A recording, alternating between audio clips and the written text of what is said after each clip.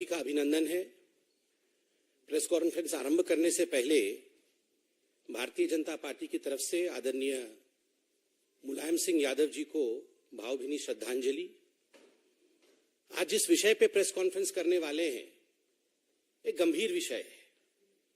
जिस प्रकार के भाषा का प्रयोग आम आदमी पार्टी ने माननीय प्रधानमंत्री जी के लिए किया है, यह अपने आप में आम आदमी पार्टी किस प्रकार की पार्टी है, किस प्रकार की इनके मंशा है, इसको उजागर करता है, इसे दिखाता है। ये अरविंद केजरीवाल जी और आम आदमी पार्टी वो लोग हैं जिन्होंने कहा था वो हिंदुस्तान के राजनीति के चरित्र को बदलने आए हैं।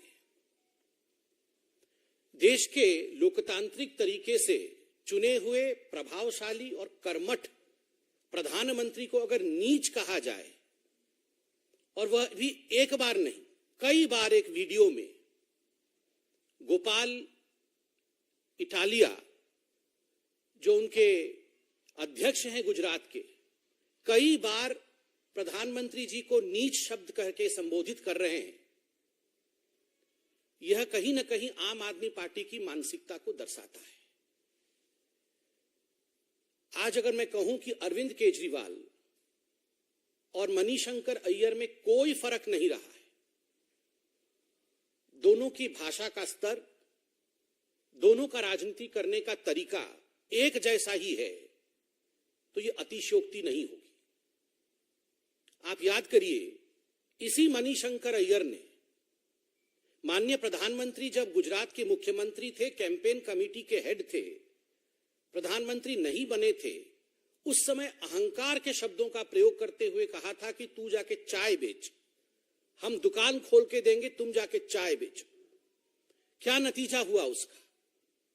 इस भाषा का नतीजा यह रहा कि कांग्रेस पूरी तरह से गुजरात में समाप्त हो गई। पूरे देश में कांग्रेस का चुनाव में जो हश्र हुआ है वह हमने देखा है।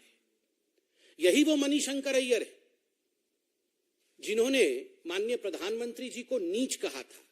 ये नीच किस्म के आदमी है। पूरे देश में कांग्रेस का क्या हाल हुआ यह हमने और आपने देखा है। और आज ठीक उसी प्रकार के भाषा का प्रयोग आम आदमी पार्टी और अरविंद केजरीवाल कर रहे हैं। क्या फर्क है अरविंद केजरीवाल और मणिशंकर अय्यर में, मैं ये आपसे पूछता हूं। गोपाल जी के उस वीडियो में केवल नीच शब्द का प्रयोग किया गया हो प्रधानमंत्री जी के लिए, ऐसा नहीं। उसके अलावा उन्होंने कहा है पूरा देश जो है वो सी बन रहा है। यह जो नीच आदमी है वो पूरे देश को सी बना रहा है, कोट अनकोट सी। और सी का अर्थ क्या है आप समझते तो है ना? आप सोचिए, इस प्रकार के शब्दों का प्रयोग भारत के नागरिकों के लिए गुजराती नीच है, और हिंदुस्तान के जो लोग हैं वो कोट अनकोट सी है।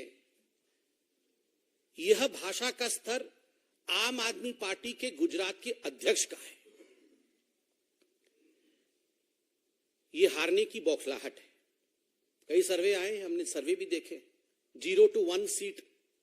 अधिकांश सर्वे में तो आम आदमी पार्टी की 0 सीट दिखा रही है गुजरात में।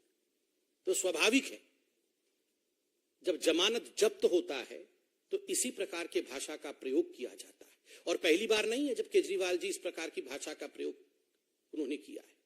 आप याद करिए, ये वही केजरीवाल जी है जिन्होंने माननीय प्रधानमंत्री को कावर्ड एंड साइकोपाथ, डरपोक और पागल कहा था। प्रधानमंत्री, क्योंकि केजरीवाल जी भी प्रधानमंत्री बनने की राह पे निकले पड़े थे, वो पूरे देश में गए थे प्रचार करने के लिए, और उस समय उन्होंने प्रधानमंत्री जी को कावर्ड और साइकोपाथ कहा था। क्या नतीजा हुआ वो आपने देखा है। ये वही केजरीवाल जी है जिन्होंने पुलवामा हमले के समय यह कहा था कि पाकिस्तान ने प्रधानमंत्री नरेंद्र मोदी जी की सहायता की है, और ये जो अटैक हुआ है यह मिली भगत है भारत और पाकिस्तान की।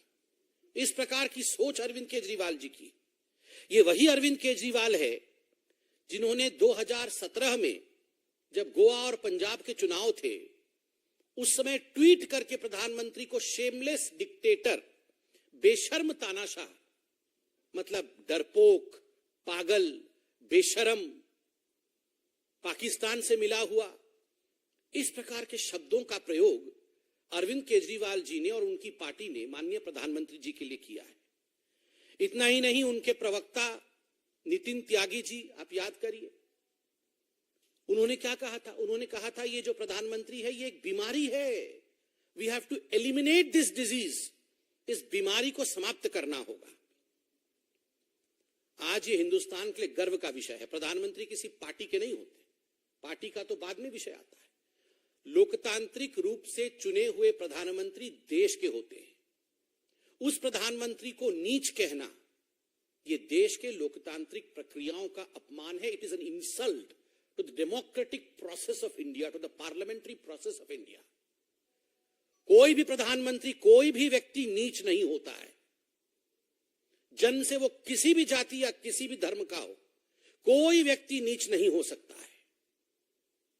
एक ओबीसी प्रधानमंत्री को, जो पिछड़े वर्ग से आते, जो एक गरीब और साधारण परिवार से आते हैं, उनको बार बार नीच कहना, यह गाली किसको है? क्या आप पिछड़े वर्ग के लोगों को नीच कहना चाहते हैं? क्या एक साधारण गरीब परिवार से अगर व्यक्ति उठ करके प्रधानमंत्री बनता है लोकतांत्रिक प्रक्रिया में, तो वो नीच होता है? ये नीचता नहीं।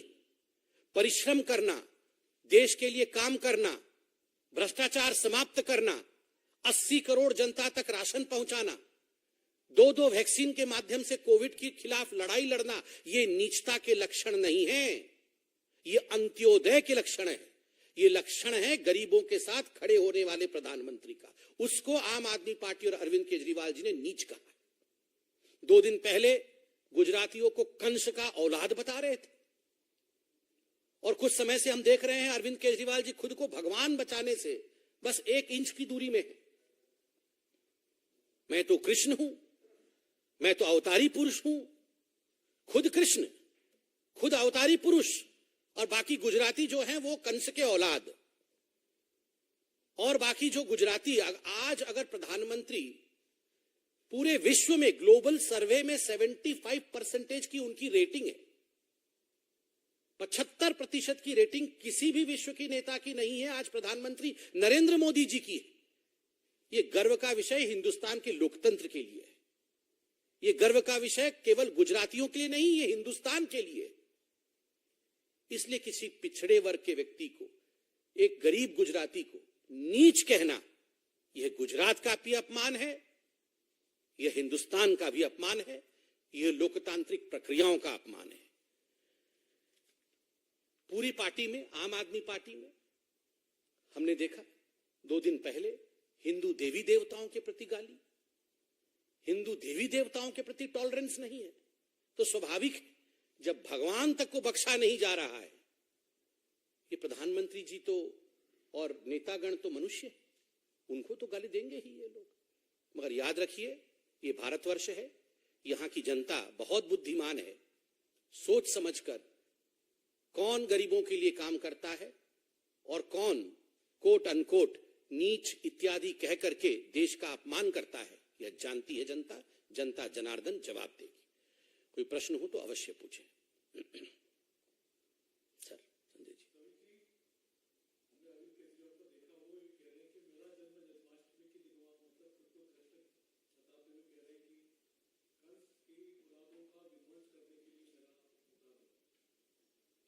देखिए, ये तो बड़ा आश्चर्य का विषय है।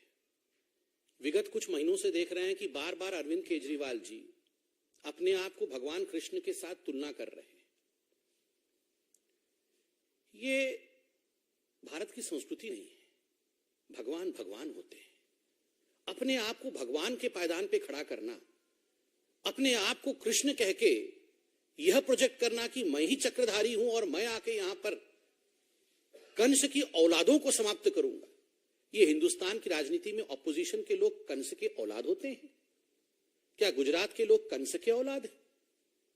आज अगर एक गुजराती देश का प्रधानमंत्री है तो आप उसको कंस की औलाद कहेंगे? किसको आप कंस का, आप गुजरात के मुख्यमंत्री को कंस की औलाद कहेंगे? ये उचित भाषा है क्या? और खुद को भगवान कृष्ण बताएंगे? ये पराकाष्ठा है घमंड की, ये पराकाष्ठा है अहंकार की। और याद रखिए, भगवान कृष्ण सब कुछ सह सकते हैं, अहंकार कभी नहीं सहते। पूनम जी।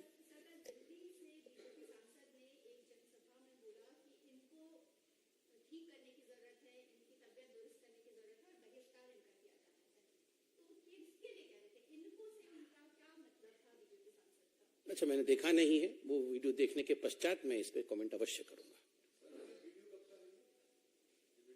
ये तो बताएंगे, गोपाल जी बताएंगे।